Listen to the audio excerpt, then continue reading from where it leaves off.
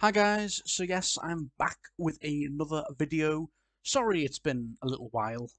My last proper video was, well, over 2 weeks ago. I think it's about 2 weeks ago now, so yeah.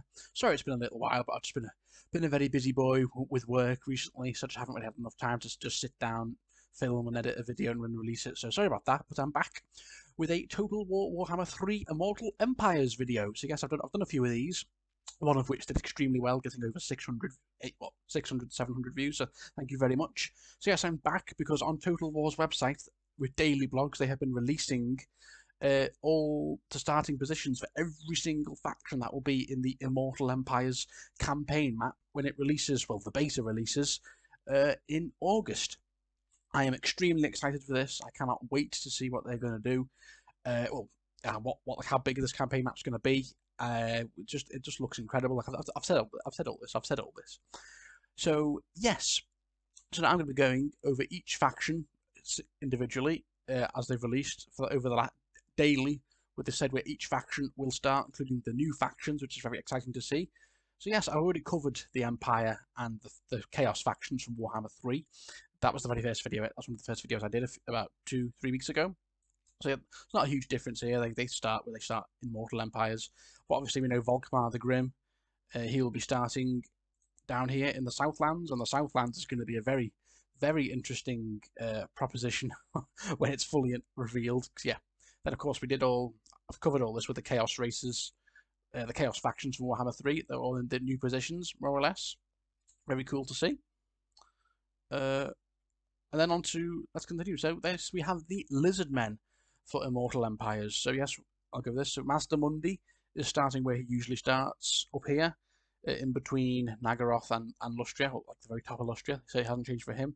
Gurok with Itza, he starts in Lustria, no change. To Henowin, I'm sure he was like up here to Henowin, but he's moved down to the south of Lustria. Interesting. Oxyotl, he's been moved. So Oxyotl in Immortal Empires starts. But he starts around here, not far from the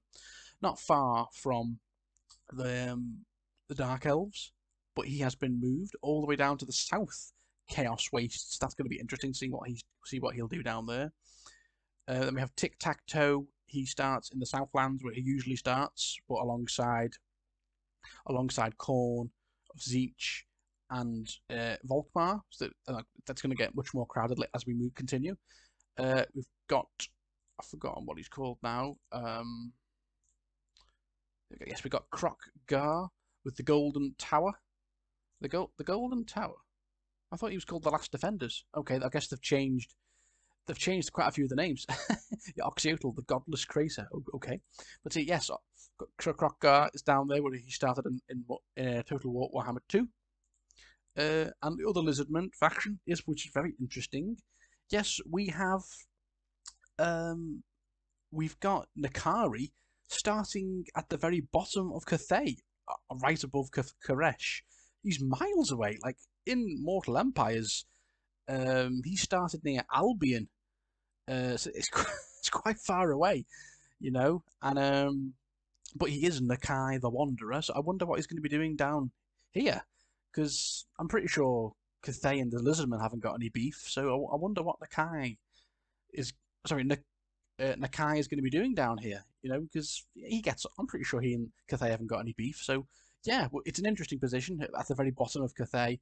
Obviously, he won't be able to go into Koresh until Koresh is actually revealed. So yeah, that's interesting.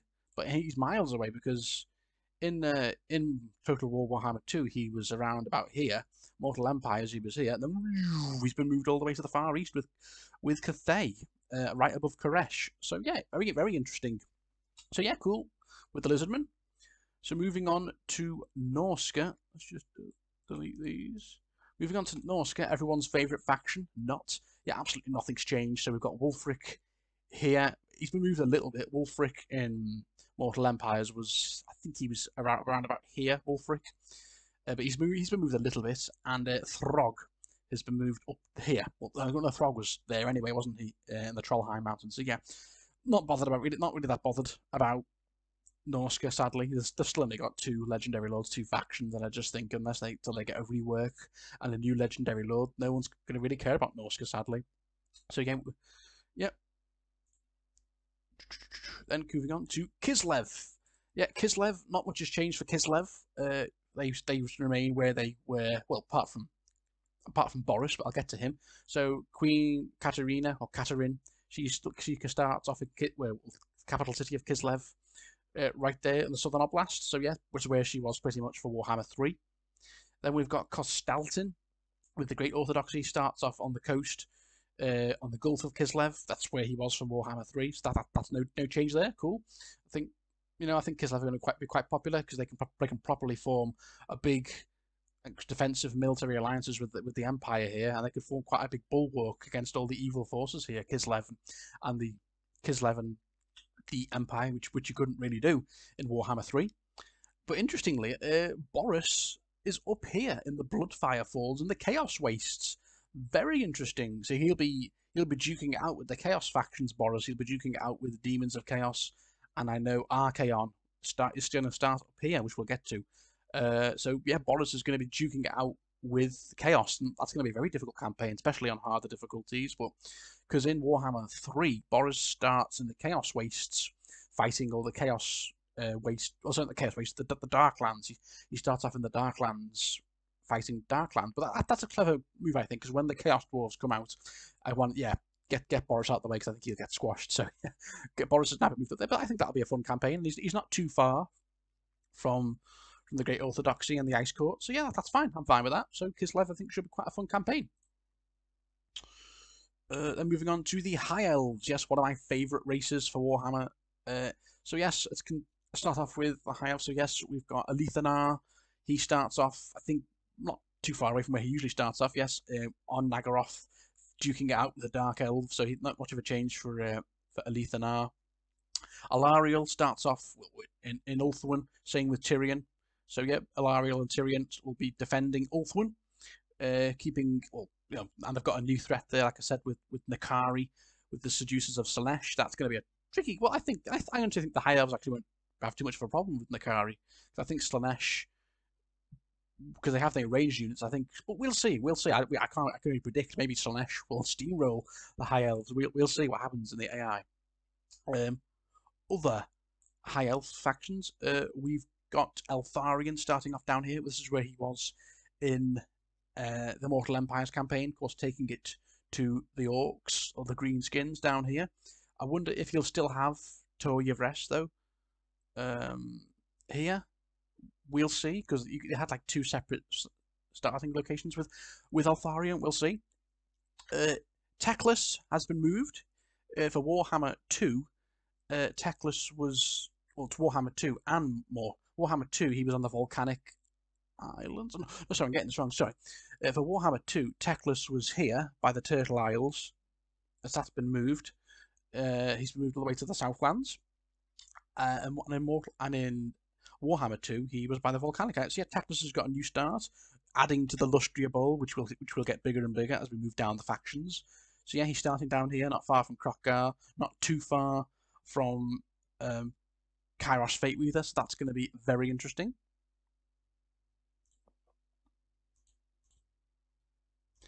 Then we've got Imric. Now, Imric is staying where he was for Mortal Empires, just down here near the Dragon Isles, not far away from the Darklands, near the Ogres. And like I said, that's a difficult campaign. You know, I think that was regarded as one of the most difficult campaigns in Mortal Empires. So yeah, we'll see how it fares now, because you know when the Chaos Dwarves come out, he's near the Darklands, he's near the Orcs, he's got the Ogres, he's got Kugath Plaguefather down here. That's going to be quite a tricky campaign for Imric, but nothing changes for Imric. But he's not that far from Cathay, so he can hook up with Miao Ying. That's what everyone's fantasy is, seeing him hook up with Miao Ying. So yeah, that's the High Elves. Have I done all the High Elf factions? Yes, I have. Okie dokie. So yeah, nothing but love for the High Elves. They're one of my favourite factions. Then we've got the Brutonians. So onto Brutonia. A few things. Actually, there's only one really big change for Brutonia. So we've got King Lewin starts off in the North Brutonia, where he was for Mortal Empires. The Fey Enchantress right there, next to the Wood Elves, and not far away from Ikit Claw. So yeah, she keeps her position. We've got what's her name? For goodness sake, I should know this. We've got Rapants. My bad. Yep, we have Rapants starting off with the other Errantry War Britonia factions in the Southlands. So yeah, she hasn't changed. But interestingly, Alberic de Bordelot has moved. He's all the way down here in Lustria, which I find very interesting. You know, it is Alberic, isn't it?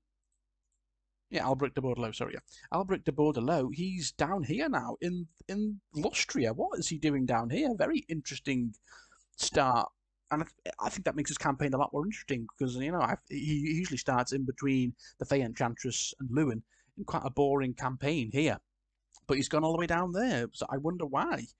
It'll be very interesting. You know, he's going to be duking it out with the Lizardmen, the Vampire Coast, and the Greenskins, but he will have an ally with Marcus Wolfhart here.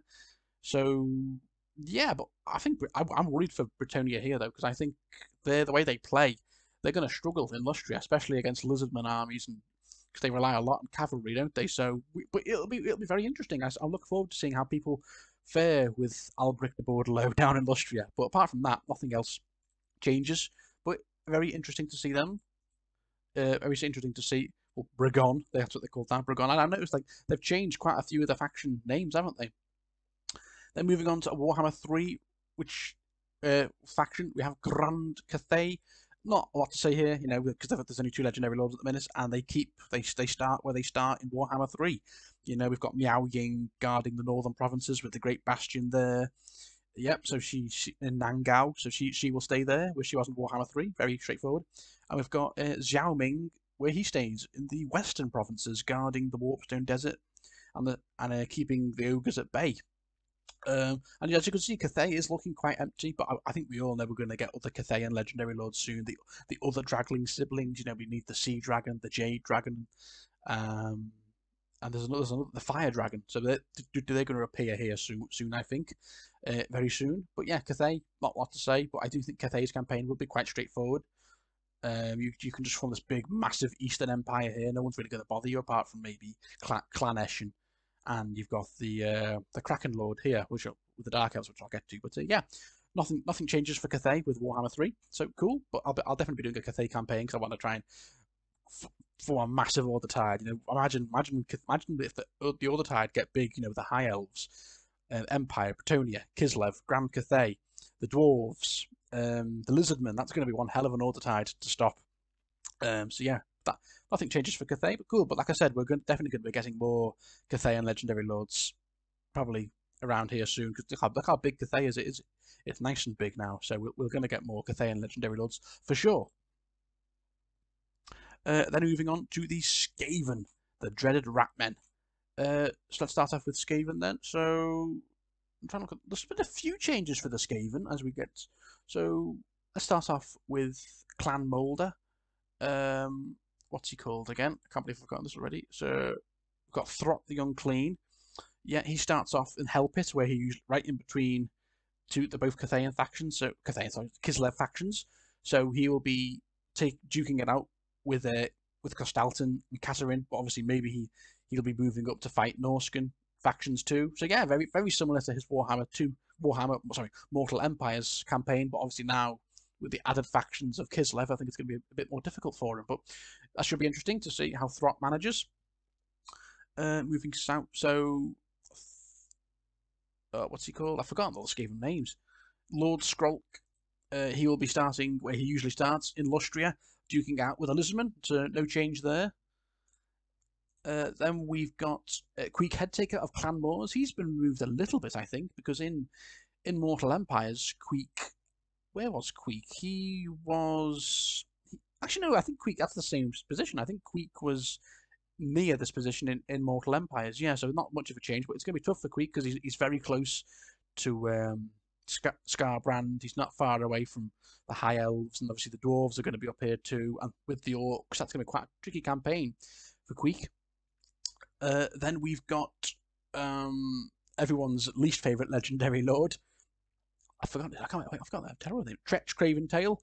Yeah, he has been moved because in Mortal Empires, I think Tretch Craventail was over here with the Dark Elves, so he's been moved way across the map, and he's starting in the Darklands, right at the bottom of the Darklands, near the Death Pass. So that could be tricky. We'll see, because obviously when the Chaos Dwarves come out, I think he's going to get absolutely battered. But we'll see, because he is regarded as one of the weakest legendary lords in the game. So we'll see how he fares. But without the Chaos Dwarves there, he'll just probably be fighting the greenskins that are in the Darklands, and we'll see. Maybe he does well, and maybe he forms this big Skaven empire here with the help of Clan Moors of the Queek. We'll see.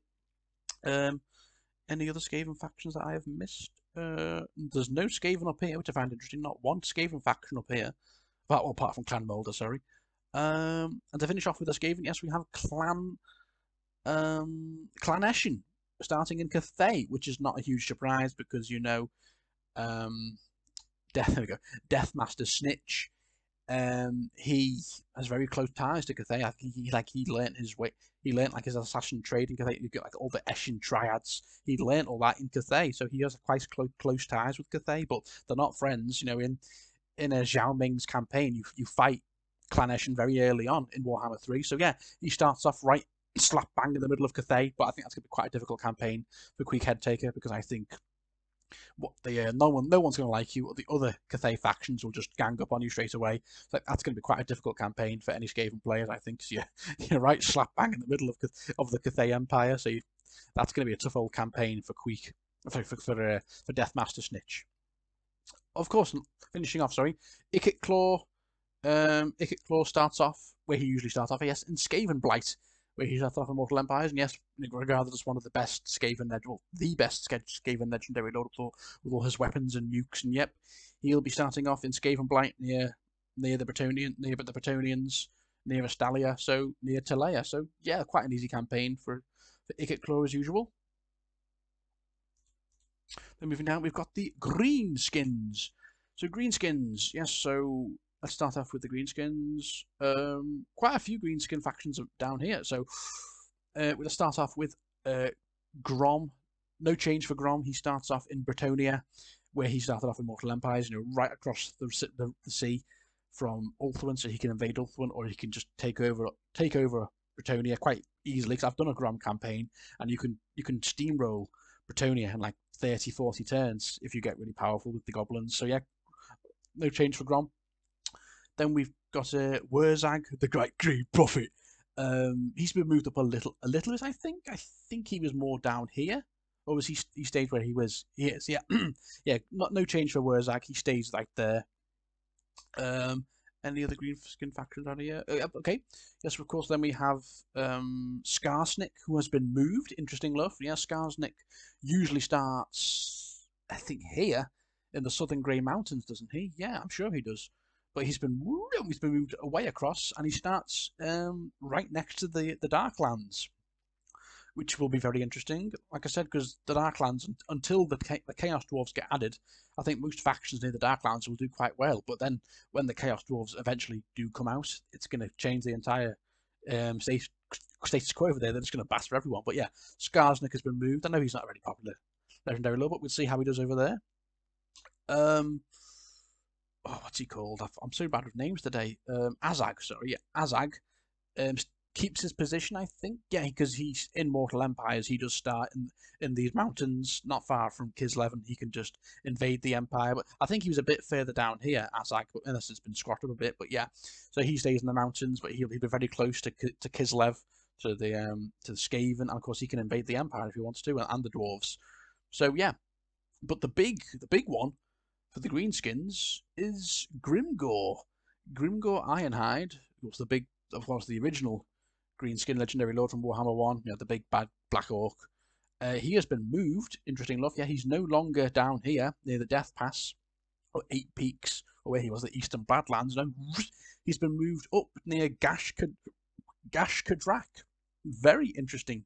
So yes, very, very interesting. And I think right now, Grimgor, there's not a lot of competition for him around here. It's looking a little bit empty, and I think if the green tide gets going, and you've got, he's not that far from Azag and Skarsnik, the green tide could really get going over here. They could conquer the Darklands because there's no Chaos Dwarves there yet. They're not that far from the Ogres. They could really fight a big war with the Ogres, and they're not that far from the Chaos Wastes, and they're also not that far from Cathay.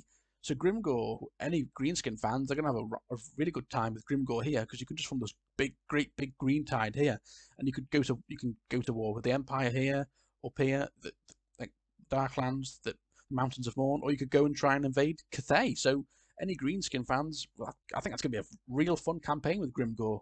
So yeah, I might even have a go with it, because I'm not a huge Greenskin fan, but I think with Grimgor here, that's going to be very interesting. And then when the Chaos Dwarves come out, that's going to be a big battle, isn't it, between the Greenskins and the Chaos Dwarves? Because obviously in Warhammer Fantasy lore, they've got a big rivalry, don't they? The Chaos Dwarves and the Greenskins, or Dwarves and Greenskins anyway. So yeah. Then moving on with the Ogres. So yeah, Ogres obviously because they're using 2 because it's Warhammer 3 faction. So Greasus Goldtooth keeps his start in the Mountains of Morn. Obviously, this is ogre territory right here. He keeps his start in the Mountains of Morn, and yeah, I like Greasus's campaign. If they can just work on the ogre's food mechanic and all the micromanaging with them, I'd like them a bit more on the campaign map. But they are so much fun on the battlefield, and yeah, you can just do what Greasus does. He forms this big ogre empire here, confederating with all the other ogre factions, becoming the ogre tyrant. And he's not that far from Grimgor. That should be a fun campaign. You're not that far from Cathay. You're literally slap bang in between Cathay and the Darklands. So yeah, I like the Ogres, man. I think they're a really fun camp, and we're going to get more Ogre Legendary Lords in there. We're going to get at least 2 or 3 more, I think, added soon. And you're not that far away from Grimgor either. So I know in lore, Grimgor and the Ogres have quite a bit of the Ogres and the Greenskins have quite a lot of beef, don't they? So yeah, that should be very fun. Then Scrag the Slaughterer has been moved because in Warhammer 3 he starts here in the northern Grey Mountains, right next to Altdorf, and he just completely steamrolls the Empire in most of the Warhammer 3 campaigns I've done. But no, he's been moved down to the Border Princes near the Badlands, so that should be more interesting for Scrag. He's not just fighting the Empire now. He's not far from Eltharion. He's not far from Skaven. He's very close to the homelands of the Greenskins. And yeah, he can just fight with the Border Princes too. So I think that's going to be probably a much more enjoyable campaign than Greasus just over here. But we'll see. Even though Scrag's not as good as Greasus, Legendary Lord wise, I think that's going to be a much more fun campaign for Scrag. So yeah, we'll see. But yeah, at least that's a decent move for Scrag. And so we'll see how the Ogres get on. But I do like the Ogres. Then on to one of the most powerful factions in the game, the Beastmen. So let's see how they get on. So yes, the Beastmen. And there's a few changes here, I think. There's one or 2 changes. So we've got Taurox. He keeps his place in Naggaroth, which is not surprising, So he can just... I've done a Taurox campaign, and my God, I took over like this much of the map in like less than 100 turns. It was crazy. It was more than that probably.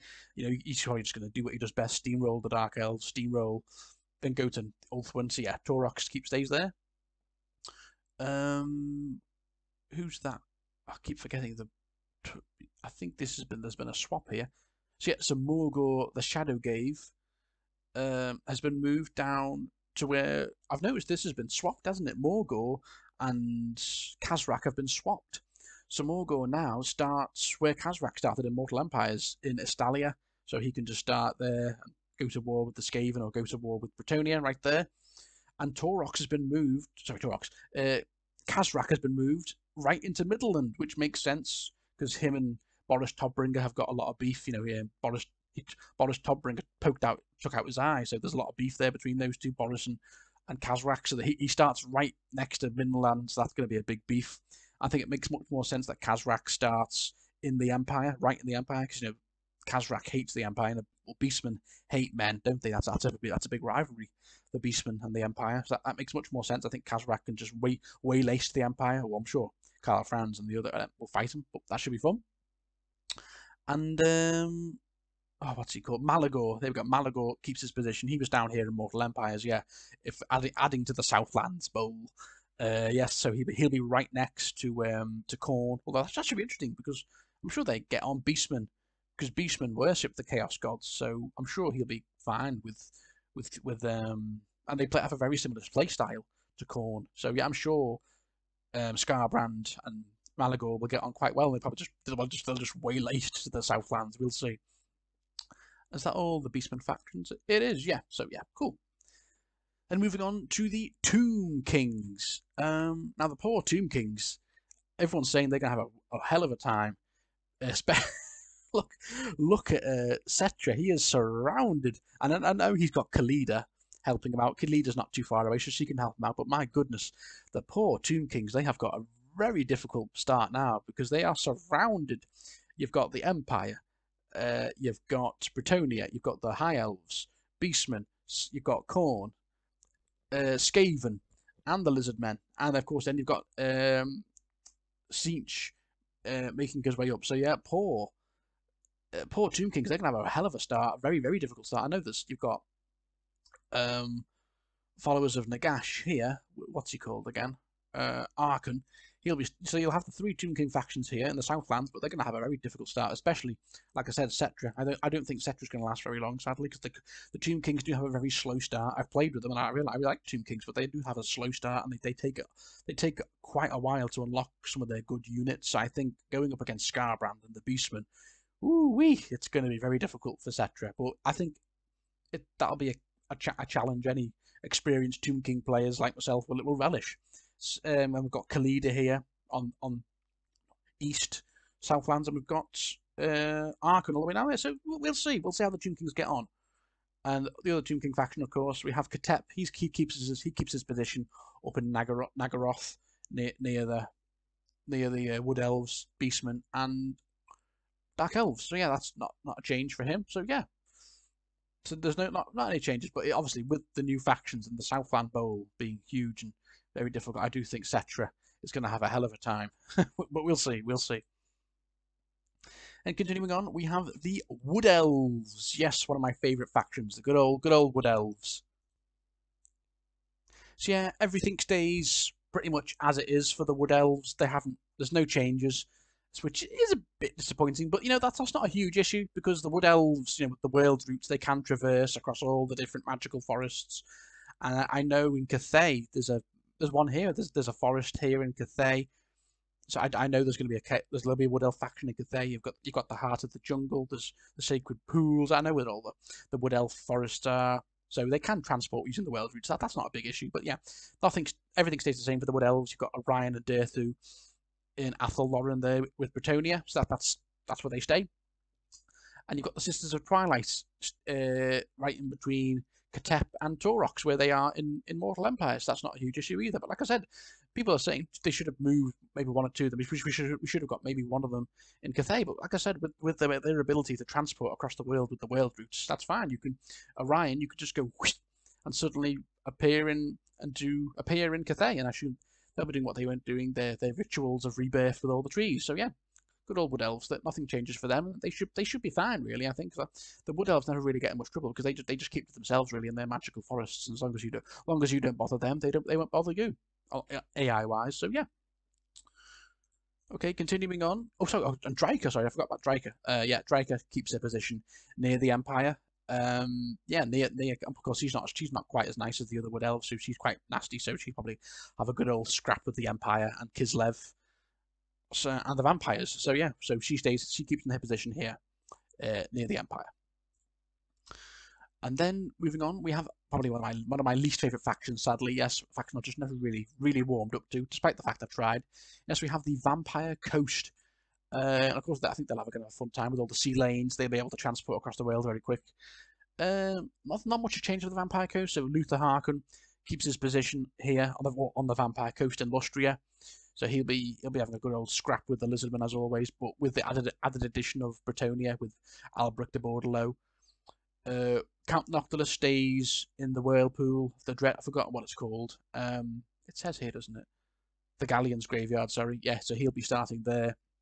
That's where he starts usually, and so he can decide where he wants to go, Lustria, Estalia, or up here and invade Ulthuan. Well, I wouldn't recommend it. I tried that once, and the elves just battered me because the Vampire Coast are not very good, in my opinion. And we've got what's her name? Aranessa. She starts off in near is that Sartos? No, Sartos is like here, isn't it? I think, whatever. But yeah, she starts near Talea, where she started in Mortal Empires. So yeah, she can have a fight with the Talaeans and the Skaven. But the most interesting one is what's she called? I've forgotten her name. Ceolostra Diaphyn.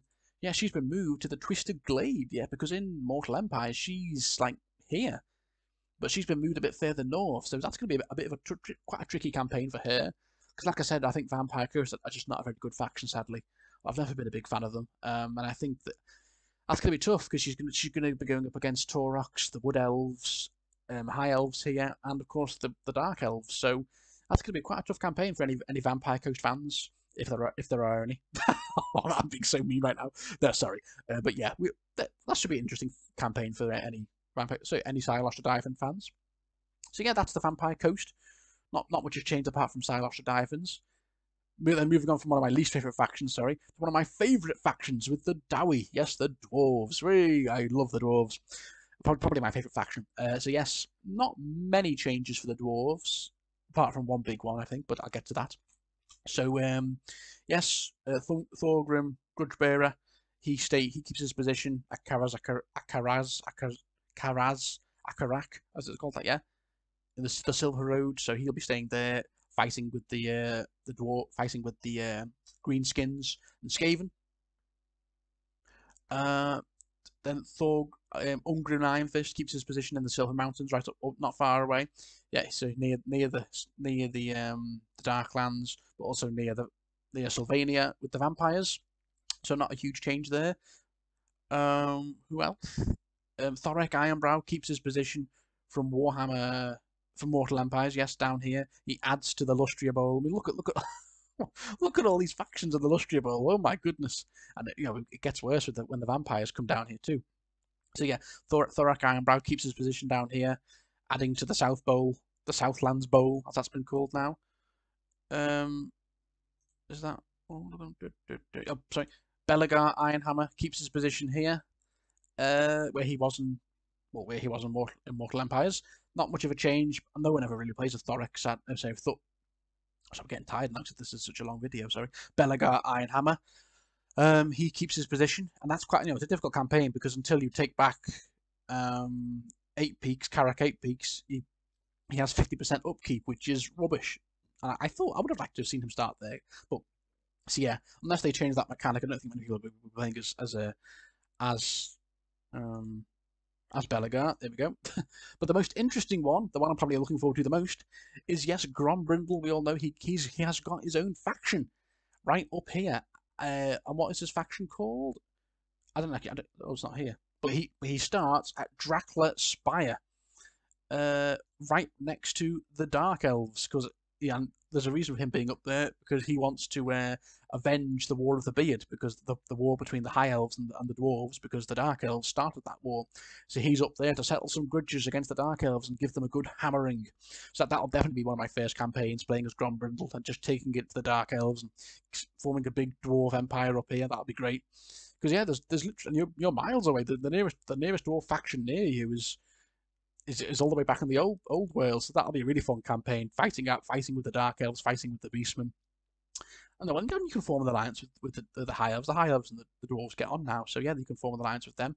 So that'll be really fun, that campaign. So that's going to be one of my first campaigns, playing with Grom Brindle and finally getting his own faction, which I'm happy with too, because he just started here with Thorgrim, but now he's been moved over here, and he'll be taking it to the Dark Elves, which will be great to see. So yeah, Malekith, you better watch out, because Thorgrim's coming.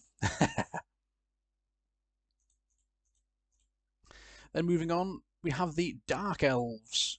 Yes, Dark Elves. Quite a few, so that's it. I've looked. So yes, of course, Malekith keeps his position on in Nagarund. Yes, where it's quite an easy start position, but not so easy anymore. Because now, like I said, he's got Taurox and he's got Grom Brindle breathing down his neck. So yeah, that'll be a fun campaign fighting them. So yeah, Malekith stays here. You've got what's her name? I'm terrible at faction names today, so I do know. Crone Hellebrand, there we go, sorry. She keeps her position at Harganeth, so close ally with Malekith. They get on really well, so they can form a bit of an empire up here if they can beat Grom Brindle, the High Elves and Beastman down here. Interestingly, Malice Darkblade has been moved up to the North Chaos Wastes, which is very interesting because Malice Darkblade in Warhammer, in Immortal Empires, he was down here on the Dragon Isles, but it appears, well, like I said, when Kugath Plaguefather's taking his place, and now Malice is way up here. That's a big move. He's up here in the Chaos Wastes, not far away from the Demons of Chaos, and right above Norska. So that's going to be very interesting. So theoretically, the Dark Elves could form a big empire up here quite early, because in most campaigns, if you're over here, by like turn 50 or turn 60 or turn 100, you find out the Dark Elves have just conquered all this territory and they become really powerful, just like the High Elves. They steamroll all the other factions AI-wise. So we'll see what happens here with the. So you've got Malice, Crone, and Malekith up here. So that could form a big powerhouse up there. Marathi keeps their position in the ancient city of Quintex, so not a big change for her. Rakarth has been moved, interestingly enough. Yeah, Rakarth is now in Lustria, because in Mortal Empires, Rakarth was on Albion. So, woo! There's quite a few. There's two big moves for the Dark Elves. Yeah, Rakarth is now down here, next to the Turtle Isles. Looks like he's taken Teclis's old position, and it makes sense because he is a Beastmaster. He wants to capture, and he's found the perfect. He wants to go and capture some new beasts, and Lustria, home of the Lizardmen. So yeah, he'll be duking it out with the Lizardmen down there, probably fighting Gurok quite early on and capturing some beasts. So yeah, fair enough, and that should be a fresh change because I do think Rakarth's campaign on an album's a bit boring, really. But yeah, luckily he's been moved down to Lustria, so that should be a lot of fun. Is that it for the Dark Elves? Have I covered the Dark Elves? Malice. Oh, yeah, no, of course not. And Lokia Felhars, the Kraken Lord, is starting in Cathay, which I thought he would, because he just liked to go and raid and pillage the Kraken Lord. And that's exactly what he's doing. Yeah, he is starting in East Cathay. So that's going to be very interesting. So yeah, so Cathay does have a bit of. Cathay does have some people to fight. Like I said, I thought it was quite a boring campaign with Cathay because you've got no one to fight over here. But now they've got Clan Eshin, so they'll have Clan Eshin to deal with, and they'll also have Lokia Felhart raiding their ports in the Jade Sea. So that's going to be very interesting. So yeah, if Cathay don't deal with that soon, I think there could be a bit of a Dark Elf province here. So but if I do a Meowing Rosamian campaign, I'll just head over there straight away and try and take care of them really quickly. But yes, that'll be interesting. And of course, you've got Nikari down here. So yeah, Cathay will have quite an interesting campaign, actually, because you'll have Skaven, Dark Elves, and Lizardmen to deal with. So, yeah. And I think that's it for the Dark Elves, yes. So then, moving on to the Vampire Counts, a faction I think some people said there would be a few changes, and there certainly have been. So let's start then. So, ones that haven't changed, Heinrich Kemmler, Angry Gandalf as I call him. He keeps his position in Britonia. It's a funish campaign. Now I've tried it. You can form this big, and you can hook up with the Red Duke who's here, Musalon, and you can really have a big war with the Brutonians and usually win. So yeah, cool. Sylvania, Vlad, and Isabella von Karstein will have Slovenia. And notice Manfred is not here. He has been moved, which is interesting. So yeah, Vlad and Isabella will start off. Whereabouts will they start off? Oh, Castle Drakenhof. Yeah. So they are the original rulers. Well before Manfred, aren't they? So yeah, it makes sense. So yeah, the vampire lands of Northern Sylvania will be held by the von Karsteins. Well, they're all von Karsteins, aren't they? But Vlad and Isabella will start off here. So that's cool. That's fine with me. Interestingly now, Helman Ghost has got his own faction, which is cool. He's a legendary lord. I've never really tried. I think he was regarded as one of the weakest legendary lords, sadly. Yeah, Helman Ghost has got his own faction, which is cool to see. Yes, I think it's called the Caravan of Blue Roses, and he's starting off in the Haunted Forest in Noblar country, like right below the Ogre Kingdoms. That's very interesting. He's miles away from the old world. He's been moved because he started off in Sylvania too, in Mortal Empires. And we'll see how he does. I'm not a massive Vampire Count fan. I mean, I think they're better than Vampire Coast, but I've never been a huge fan of them personally. But we'll see how they do. I think against ogres and Nurgle though, they're going to struggle. You know, I think they don't really have the tools to equip to fight the ogres and Nurgle, but we'll see. We'll see how well Helman Ghost does. But I've got a feeling he's not going to make it past turn 50 down here. And of course, he's not that far from Cathay, and he's right on top. He's right on the very top of Ind too. But of course, Ind haven't come out yet. So that'll probably be next year or the year after. So yeah, we'll see how he does. But it's interesting. You know, it's an interesting start. But the big one, yes, Manfred von Karstein is starting down here. He's been added to the Southlands Bowl. Oh my goodness, look at that. So many factions down here. It's going to be an absolute battle royal down here. Yeah, Manfred has been moved down, and he's right next to Cetra. That's going to be quite a big rivalry. You've got the Tomb Kings and the Vampire Counts fighting it out. And I know it does make sense because in lore, Manfred does like travel the world looking for artifacts. He's not just stuck in Sylvania. So it makes sense. Vlad and Isabella have Sylvania, and Manfred goes traveling, and he's down here now. So it's going to be so interesting down here now. I'll get to that more. So that's the Vampire Counts. Then finishing off, we have the Warriors of Chaos, which I'm so pleased to see.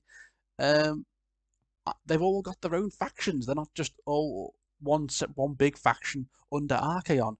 No. So this is really cool to see. So Archaon keeps his faction, Warriors of Chaos, but so Archaon will start off up here, like I said, in the Northern Chaos Wastes, where it's more or less where he started in Immortal Empires, you know, when he makes his way down to invade the Empire. But he'll have he'll probably have a bunch of other Warriors of Chaos factions up here.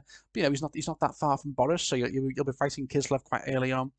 Then if he wants to make his way down here, he's not that far from the Greenskins or from the. So we'll see. But yeah, we'll see how he does. And I have heard Warriors of Chaos are getting a big rework. You know, that they'll be able to actually take settlements. You know, and they'll have access to. They'll have access to the main 4 Chaos God factions units, which is really cool to see. So yeah, I'm really pleased to hear the Warriors of Chaos will be getting a big rework because they were such a boring faction to play with in Immortal Empires and Warhammer 1. So I'm pleased to see that. Kolek Sunita, with his own faction, is starting right next to Grimgor. This is more Chaos Waste, isn't it, more or less? But right next to the Darklands and the Ogre Kingdoms, and he's right next to Grimgor Ironhide. So Kolek Sunita, he's a massive dragon ogre. He's an absolute powerhouse. We'll see what he does. He's not far from Cathay, so that's cool to see with his own faction, his own start. I think this is probably the best one because they all. And then of course Sigvold, one of my favourites. I really like Sigvold, but like I said, he was just stuck in a crap faction. But now Sigvold has his own faction. And linking back to his links with Slaanesh, you know, he'll have access to Slaanesh units, which is very exciting. So he'll have access to Warriors of Chaos units, of course, but also Slaanesh units, which ties him in because he serves Chaos, but he serves Slaanesh. Sigvold, so that'd be great. And you know, he'll be fighting with the Dark Elves. He could move into Norska and fight with the Norskans, or the Norska like him because Norska worship Chaos, don't they? So we'll see. Is there any? There's another one. I'm sure there's a big one. Of course, Bellacor. Of course, how could I forget the main antagonist, the big bad guy from Warhammer 3, Bellacor, the very first Demon Prince, gets his own faction, and he starts off on Albion. You know, which is cool to see. I think Bellacor will be great, and apparently he has lots of unique mechanics. He can turn default lords and heroes into demon princes. And I think that's really cool. He'll have access. He'll be very similar to the Demons of Chaos. I think he'll have access to all 4 Chaos God faction units, and of course the Warriors of Chaos faction units, of course. So I think Bellacor is going to be an absolute powerhouse. I think this changes the playing field because I think the Chaos factions here, these are going to be absolute powerhouses. You know, now they can take. I don't think they can just race. They can take settlements now, and of course they've teased 4 new Chaos God factions. Well, not Chaos God, Warriors of Chaos factions. I think Valka the Magnificent is going to be one of them, and we'll see where they start. Apparently, it got leaked in a leaked video footage. So we're going to see 4 more Chaos factions, Warriors of Chaos factions come out. Maybe they'll be here. Maybe they'll be around here, like I said. And that is it. Yeah, so up next week, we're offering an inside look at Bellacor and the other new dedicated factions coming to Immortal Empires. Woohoo! So yeah, guys, that is it. That are all the playable faction starting positions for Immortal Empires come August. I cannot wait. Of course, I know it's only the beta. I know it's going to be really buggy. glitchy at launch. And I've already seen Legend of Total War, who's played at early access, said it's not ready. Like the balancing is off. It needs a few more weeks / months in the oven. But this is just a beta. I know it's not going to be ready in August. It's going to need a few more months of quite a lot of big patches. But this is just going to be great, guys, and I cannot wait. And yeah, this is not the end. I know for a fact, well, we all know, because there's a bit of an empty space here. We know we're going to get at least 2 to 3 Chaos Dwarf factions here. We're going to get some more Ogre Kingdom factions probably here. We're going to get more Cathay factions. Like I said, I think we've had most of the factions now for Warhammer 1 and 2. But Warhammer 3, we're going to get more. We're probably going to get more Kislev lords. We're going to get more. We're going to get more legendary lords for the 4 Chaos gods: Slaanesh, Nurgle, Zeech, and Khorne. Ind and Koresh are still yet to be revealed, which I think they will be.